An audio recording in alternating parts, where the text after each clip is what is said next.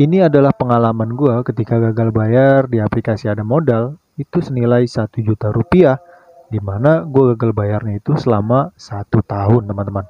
Nah, apa risikonya ketika gua gagal bayar di aplikasi Ada Modal?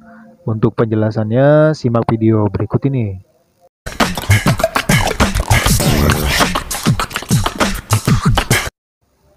Halo, assalamualaikum warahmatullahi wabarakatuh. Balik lagi di KP Channel seputar fintech dan pinjaman online. Oke teman-teman, di video kali ini gue akan sharing lagi, gue akan berbagi pengalaman lagi ya. Kali ini tentang pengalaman gue ketika gagal bayar di aplikasi Ada Modal itu senilai 1 juta rupiah ya selama 1 tahun, teman-teman. Nah, apa aja risiko yang gue hadapi ya ketika gue gagal bayar di aplikasi Ada Modal? Tapi sebelumnya buat teman-teman nih yang gagal bayar di aplikasi Ada Modal, tonton video ini ya. Pokoknya jangan skip-skip dah ya, supaya teman-teman tidak gagal paham. Dan teman-teman juga harus mempersiapkan apa yang harus dipersiapkan ketika gagal bayar di aplikasi Ada Modal. Oke teman-teman ya, ini ada tagihan gua ya, dimana batas pinjaman gua itu senilai 1 juta rupiah ya. Jangka waktu pinjamannya selama 14 hari ya. Bunganya 56.000, denda keterlambatannya 176.000, teman-teman. Nah, waktu pinjamannya itu tanggal 20 Januari 2022, tanggal jatuh temponya tanggal 2 Februari 2022.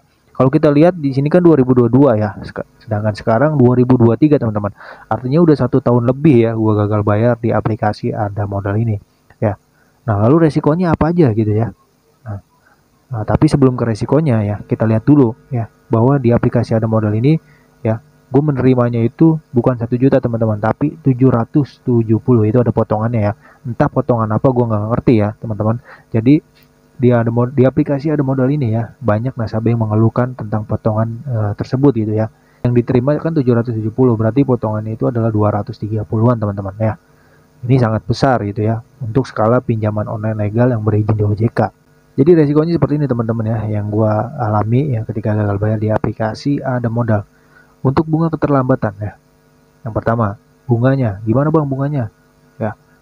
Yang kita lihat sendiri aja ya, sebelum meminjam aja ya. Itu bunganya per hari itu 56.000 teman-teman ya. Ini sangat besar gitu ya. Tapi karena ini adalah pinjaman online legal ya, jadi aturannya itu bunga tidak boleh melebihi batas pokok pinjaman, teman-teman. Artinya ketika teman-teman meminjam 1 juta ya, jadi bunganya nggak boleh ngelebihin 1 juta. Itu adalah aturan OJK yang sudah berlaku gitu ya. Entah teman-teman telah 1 tahun, 2 tahun, 3 tahun, 5 tahun ya, bunganya itu nggak boleh ngelebihi batas pokok pinjaman. Itu teman-teman, itu adalah resikonya bunga ya, bunga yang membengkak. Dan resiko kedua itu adalah teror WA, ancaman dan intimidasi ya. Ini sudah pasti teman-teman ya, bukan hanya di aplikasi pinjol Ada Modal aja ya. Di aplikasi pinjol legal manapun juga pasti untuk teror atau WhatsApp-nya itu ya sama seperti itu gitu ya. Terus menerus ya.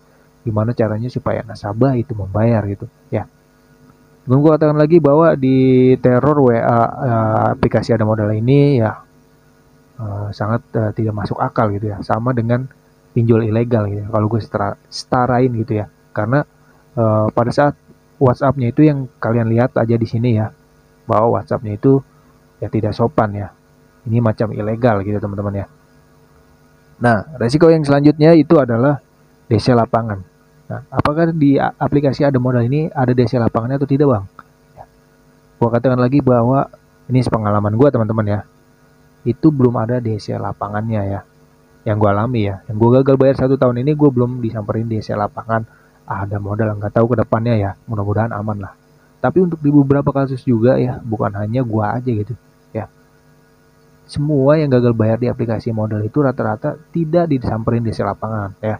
Mau itu di Jakarta, mau di luar Jakarta, itu cuma mengancam saja teman-teman ya. Mungkin teman-teman ada pesan WhatsApp seperti ini ya. Siapkan dananya, saya mau OTW ke rumah. Nah, itu adalah pesan-pesan WhatsApp yang dikirimkan biasanya dari DC-DC aplikasi pinjol legal supaya menakuti nasabah gitu. Nah, itu untuk di aplikasi Ada Modal ini, gua katakan lagi itu cuma ancaman saja teman-teman ya. Jadi jangan takut ya, bahwa DC lapangan Ada Modal ini itu belum ada teman-teman ya.